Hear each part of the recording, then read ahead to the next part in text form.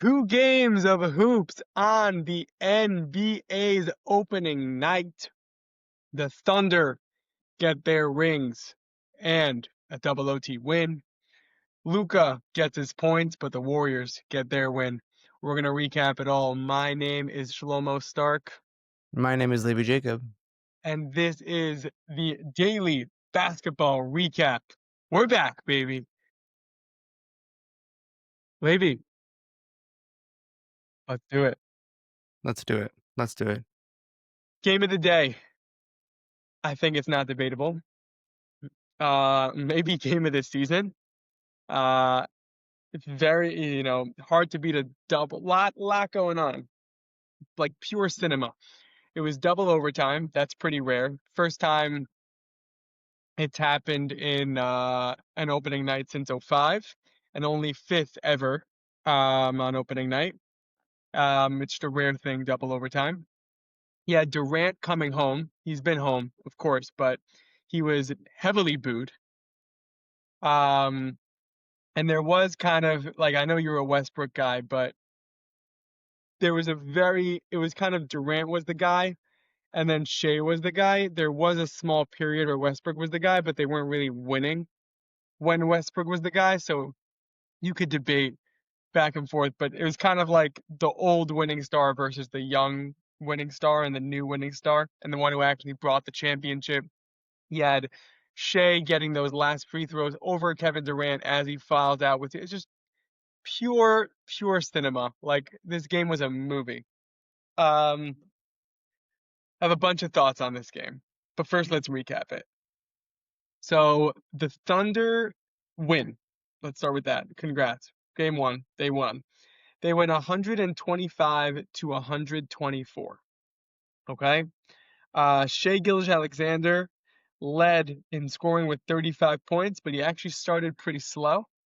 And then in the fourth quarter and the 2 overtimes, he was phenomenal, but he had 35 points, 5 rebounds, 5 assists. Chet Holmgren was phenomenal in the beginning with 28 points, 7 rebounds, 11 of 17 shooting. Very important to note that there was no Jalen Williams, who is arguably a top 10, 15 player in the league, and he just didn't even play tonight. For Houston,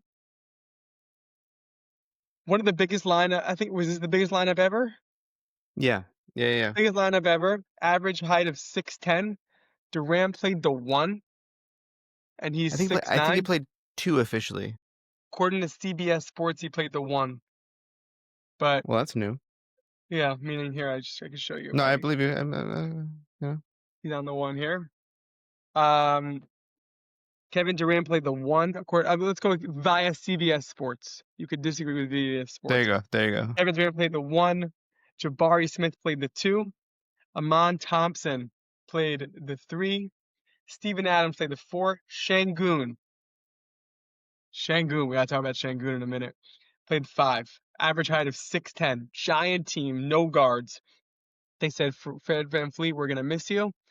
We're just going big. We're not gonna try to like put. There were some Reed Shepherd minutes, who was the one guard who played, and they didn't go so well. But Şengün was phenomenal, phenomenal. Just I've heard some. I didn't watch, but I heard rumblings about him in the Euro. What do they call it? Eurobasket? Is that what it's Yeah. called? I Yeah. didn't really watch that, but I heard he was great. I saw some highlights. 39 points, 11 rebounds, 7 assists, and 12-24 shooting. And I think he was the biggest, what I would call is advantage of the size thing, is kind of like Caruso was guarding him. And Caruso's a really good defender. He's just like half his size. So it would just be every time he got the ball at the free throw, back him in, floated above his head. There's just nothing he could do about it. And he Durant hit was 5 threes. 5 threes also. Durant was great. 23 points, 9 rebounds, 9 of 16 shooting. It was a loss, but it didn't feel like a loss. It felt like this team is here. This team is like you can't say you're disappointed with OKC's first game in terms of like how well they played. No. I think that OKC played very, very Houston's well. game. I think OKC played very well against them. Also, like the defense on both ends was very good. The problem is that the majority of the minutes in the beginning of the game, they gave the playmaking opportunities to Amin Thompson. When you have Amin Thompson focused so heavily on playmaking, he has a harder time focusing than on defense. And they they were really missing playmaking minutes from a point guard. They brought in Reed Shepard. It was horrible. Tari Eason had four turnovers, like almost it felt like almost immediately. They the reason why they lost this game was they forgot the number one rule of playing with Kevin Durant, and this is a rule that was often forgot in OKC as well. They didn't pass him the ball. He had third most shots on this team. It's Kevin Durant. You gotta give the guy the ball. Well, And they like doubled him a lot. They doubled him a lot. they told him a You lot, know, but there's a lot at of mid-court when he would get it, Caruso would immediately come over the double, and then they give it to Şengün, who was able there's to a lot of there's a lot of open in the corner opportunities though that they just looked off. Like it they'll happened at least 10 get times. there. They'll Yeah, get there. yeah, That's yeah. what I'm saying. I'm not worried about it. Want to hear a rule change? An idea I have. So a big thing that happened in overtime, just to recap it, was at the end of the first overtime, Shea missed a jumper with 2 seconds left, and Durant called timeout, but the refs didn't see it. So and OKC didn't have timeouts, so the refs didn't see it. So if either way, it's terrible because if they had timeouts, they would have deserved 2.2 seconds to shoot it, and they didn't have timeouts. So really, OKC deserved a technical foul shot, and they probably would have won the game. So I was thinking about this, and it is such a stupid rule, and they have it in football that the way it works with timeouts is you can call timeout, but the coaches, the refs need to hear you. It's really stupid because it's a really loud stadium. There's 40,000 things going on, and because the refs didn't hear timeout, and this happens in football also, you see like coaches running on the field being like, "Stop the play! I'm calling timeout." Like it's very ridiculous. So I have an idea. Ready for this? And proposing it. Let's be innovative a little bit. Every um every member of the team, because you can call a timeout from the bench. Every member of the team and staff of the team should have a button attached to their jersey or something like that, somewhere where it won't be hit, maybe like on your shoulders or like over here, like in your whatever, something like where it won't be hit naturally. And if you, or maybe it's like a switch, something like that. And whenever you want to call timeout, you just click that button, touch that switch, and then timeout is called. Because let's say in the NBA, okay, let's say you're being tackled to the floor, right? I mean, you fall on the floor and you're like, you have the ball, you're like, timeout, timeout, timeout, but like the refs don't see it because you're surrounded by the opposing team's players and they're just trying to get the ball from you. That should be a timeout, but it's not a timeout because the refs couldn't see it. If you'll see coaches in the NBA running on the sidelines, screaming in the refs' ears, like, why don't we just boom? And then like it's like that button like initiates like a giant like sound and like play just stops. Team call timeout, and then if they don't have it, then that is like, oh wait, you called timeout, but you don't have a foul, technical foul. Yeah, I just feel like also why isn't there another ref on the sideline to be like the coach can be like, hey, timeout, and the ref is like, okay, timeout, and then all the other refs are like, okay, timeout. That's another. It's a similar idea of Yeah, like, yeah, yeah. meaning the point is, let's be innovative with what it does. The rule doesn't make sense to me of like They have to hear timeout. it. You can call timeout, but if the refs don't see it, there's just nothing we can do about it. It is Right. 2025. We are nearing 2026. Like we can either have a old-fashioned solution like you of literally hiring another person whose sole job it is to hear. The problem with your job is that if Durant calls it, that it still doesn't matter. No, but I think Meaning, it's in the players' and coaches' best interest to be looking at their star player, over the course of the offensive scheme. no, I'm saying your solution of having a ref there on standby. What if like a random person, the 12th man calls it? Like he can't be everywhere, that ref. I'm saying if every member of the team just has it, and then also every member, it create excitement But because you you'll you have know the it's gonna get hit. 13th guy calling timeout because he's like either way too smart He's either way too smart or he like, or on the opposite, he's really dumb and everyone gets really mad at the 13th guy for like calling timeout. Like it would add excitement of like, oh, that guy's actually really, really smart basketball IQ, or like, not only is this guy our 12th best player, he's also so dumb. Like, I just think it adds excitement. I also think like it's not that hard. Like, just create a button, you know? Come on, everyone, be better. Last thing, there's not so much talk about with the Warriors, so I'll say one last thing about the the rings. Two last things actually. I have 2 points I wrote down. Number one is the ring ceremony.